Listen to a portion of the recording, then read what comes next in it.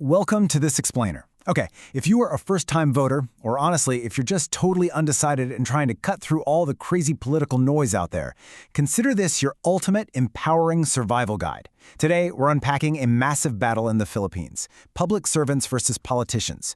We're going to look way past the catchy campaign jingles and those flashy ads to really understand the people asking for your vote. Ultimately, your ballot is your power, and today we're going to make absolutely sure you know exactly how to wield it. All right, so here's our quick roadmap for today. We'll be covering the illusion of leadership, spotting the red flags, Politico versus Macatao, the candidate audit checklist, and finally, election versus generation. Let's dive right in. Section 1. The illusion of leadership, behind the political mask. Now, I want you to think about this powerful quote because it's basically going to guide our whole analysis today. The politician lives for the next election. The humanitarian works for the next generation. Think about it. The traditional politician is just obsessed with survival, right? Every move they make, every single handshake is totally calculated just to win the next cycle.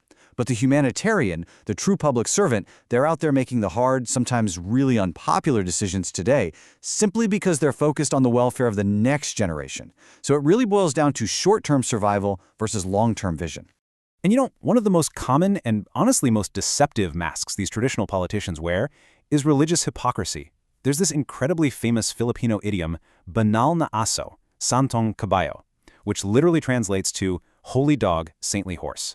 It perfectly describes someone who acts super pious and prays really loudly in public, but behind closed doors, their actions are crooked, they're violent, and they have zero regard for human rights or basic decency. They literally use this mask of being a holy person just to manipulate your trust while completely abandoning actual governance. Which brings us to a massive, glaring red flag in Philippine politics, the cult-back politician. These are candidates who cling desperately to highly influential, shadowy religious cults or power brokers just to secure a win. By trading their integrity for block voting, they essentially become nothing more than puppets for their funders. Their ultimate loyalty is strictly to the cult's corrupt agenda, not to you. On the flip side, we have the independent servant. These leaders maintain true independent conviction. They answer strictly to the law and to the people, and they fearlessly defend the marginalized instead of just paying back favors to a power-hungry cult. Moving on to Section 2, spotting the red flags, identifying self-serving behaviors. So, have you ever heard the term balimbing? It refers to the star fruit, which has multiple sides, right? Well, in Philippine politics, it describes a political butterfly or a turncoat. And guys, this is a massive red flag. A balimbing is a politician who has absolutely zero ideological foundation. The literal second the political winds change, boom, they switch parties to align with whoever happens to hold power. They do this purely for their own personal protection and to keep their hands on resources. Think about it. If a candidate can't even stay loyal to their own stated principles, how on earth can you expect them to stay loyal to you? So, you need to be on high alert for these specific toxic behaviors. First up, vote buying. If they have to buy your vote to get into power, they are 100% planning to steal your future to make that money back. Second, gaslighting. They will totally twist the truth and reverse stories just to avoid any blame. Third, they only ever show up during campaigns. The rest of the time, completely missing in action. Fourth, they launch these vicious personal attacks instead of actually debating real platforms.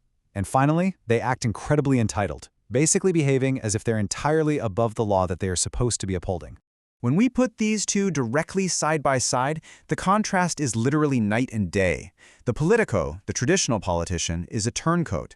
Their allegiance is completely fickle, and they're motivated solely by personal protection and a greedy thirst for power. But look at the Macatao, the genuine public servant.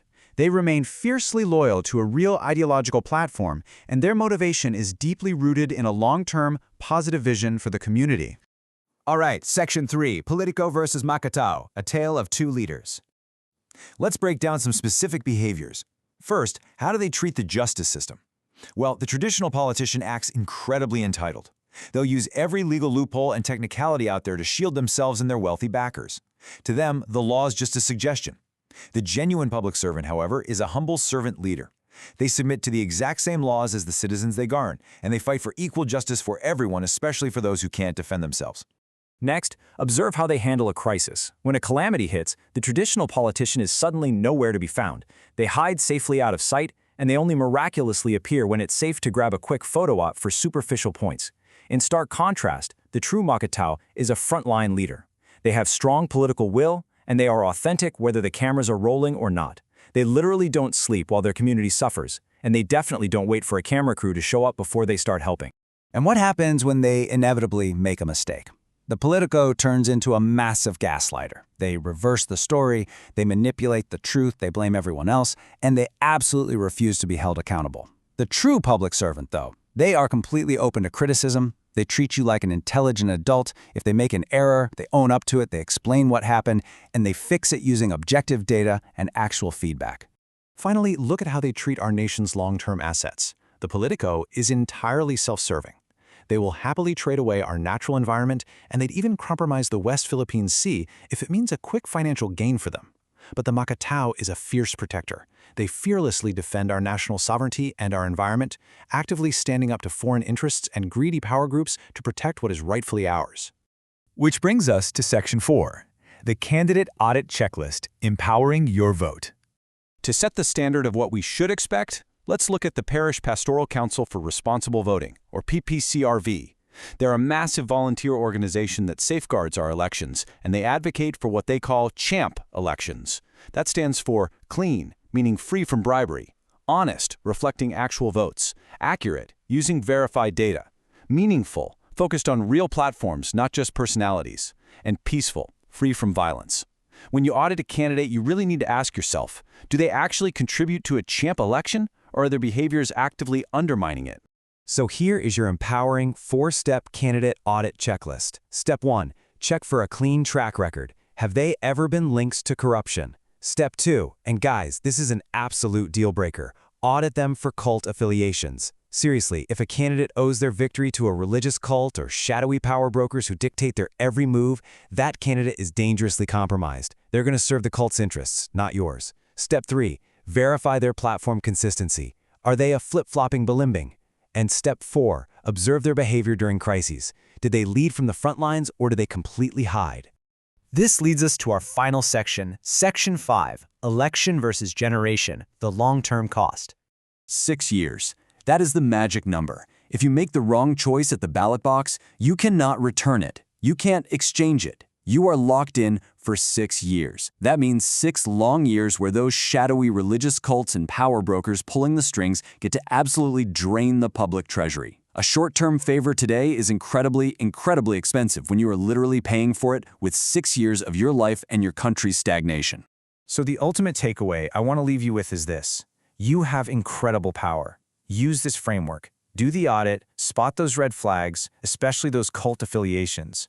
Choose a leader with a genuine heart for the people, a true Macatao. Do not hand your future, and your country's future, over to a Politico who is simply greedy for power and totally desperate to please their puppet masters.